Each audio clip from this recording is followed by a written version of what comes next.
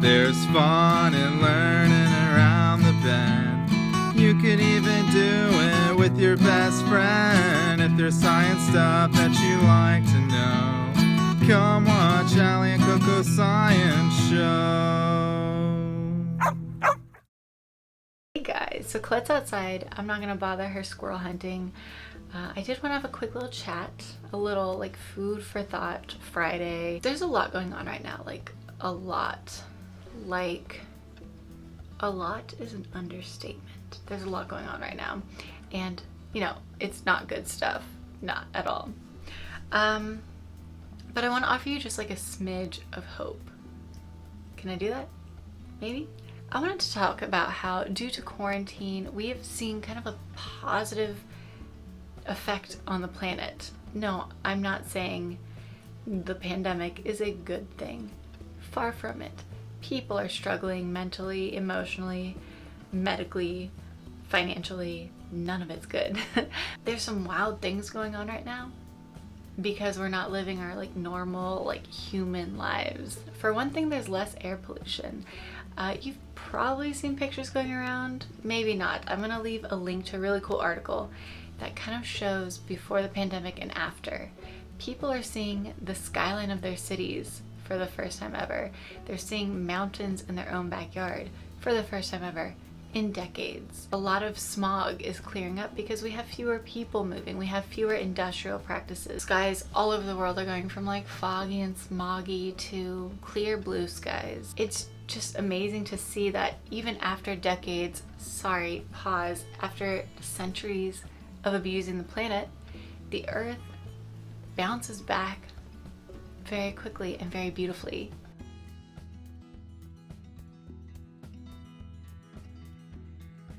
Not only that, Venice, Italy has also cleared up its skies, and I'm sure you've seen its canals. They can now see the bottom of the canal. They can see fish swimming and jellyfish, not dolphins. That was debunked. Please don't believe that one, but all the rest are real. So because of no boat traffic, the water is so clear and beautiful. Sea turtles are coming back to what are now empty beaches all over the world, and like, shoot, even I had a possum visit me the other day.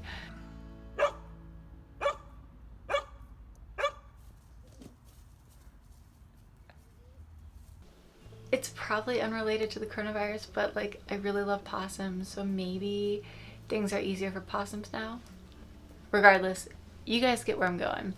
Animals are also benefiting from us being quarantined. We're seeing it like here and now, quickly, that things can bounce back. And yes, there are some deer and monkeys in Japan and Thailand that, you know, big tourist attraction is feeding the wildlife, and that's where they get their food from, and because there's no tourists, they're not getting fed, and now they're like going through town trying to find food. But maybe that's like a good lesson on how you should not feed the wildlife.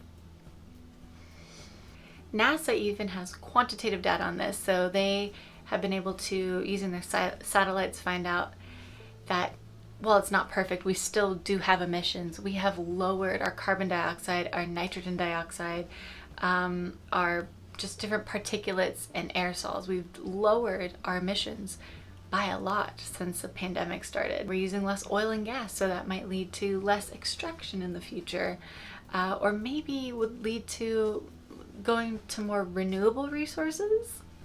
An idea? Let me know, oil and gas people, when you're ready to change to renewables. I've been loving also this appreciation people have for nature as well. I've seen friends, family, people on social media really take advantage of, like, when they do have that government mandated walk time, that they really take in the nature around them, and they're learning about different birds in their backyard or bugs and plants that they might see.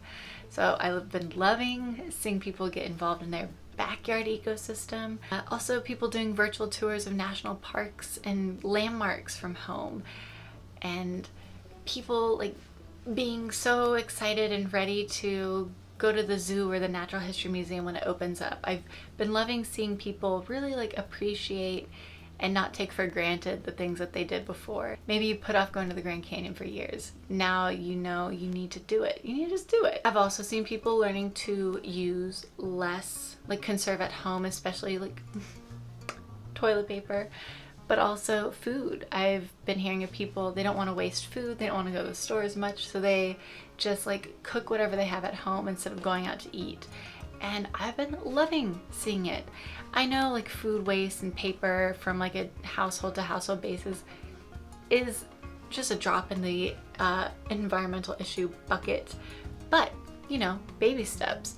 Like a baby has to take its first step before it can walk and then run marathons. Not that babies are running marathons, but, and I know there is a lot more packaging and delivery happening, and some places have stopped accepting reusable mugs or you know, bags at the grocery store. Some places don't accept those anymore, but I'm still trying to live as waste-free as possible personally, and so if you can do that, that'd be great, that'd be awesome. Try your hardest.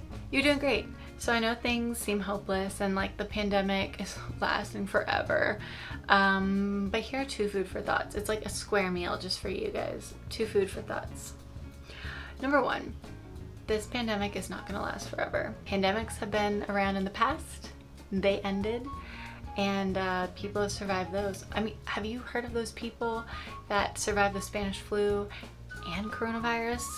Literally, what is in their water?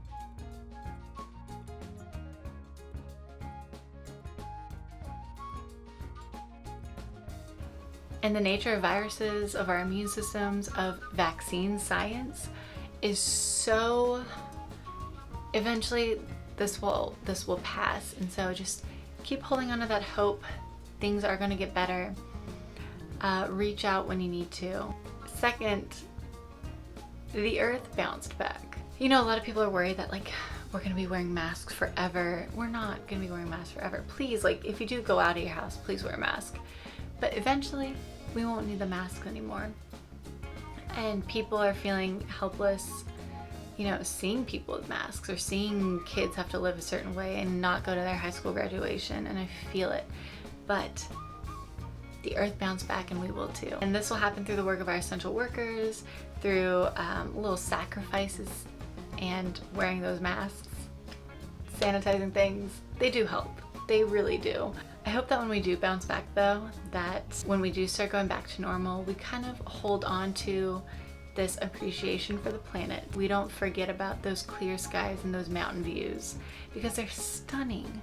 They are beautiful. When the earth is healthier, we're healthier. I kind of talked about it in my bat appreciation coronavirus video, which I'll also link down below. I hope that people keep continuing to conserve more, and that might be stuff in your house, but also energy. Maybe you don't need to go out to the store and make multiple trips. Maybe you can run all your errands at once.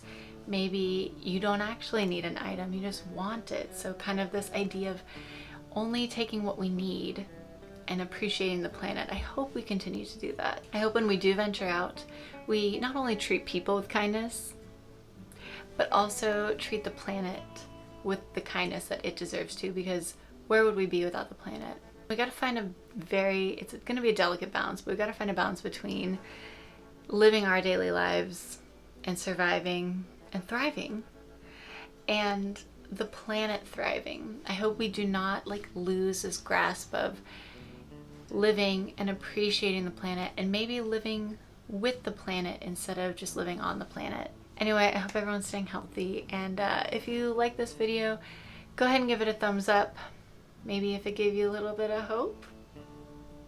Don't forget to hit that subscribe button to follow for more adventures, and we will actually see you on Monday for Madagascar Monday. I hope everyone has a good weekend, and we will see you on Monday. Bye.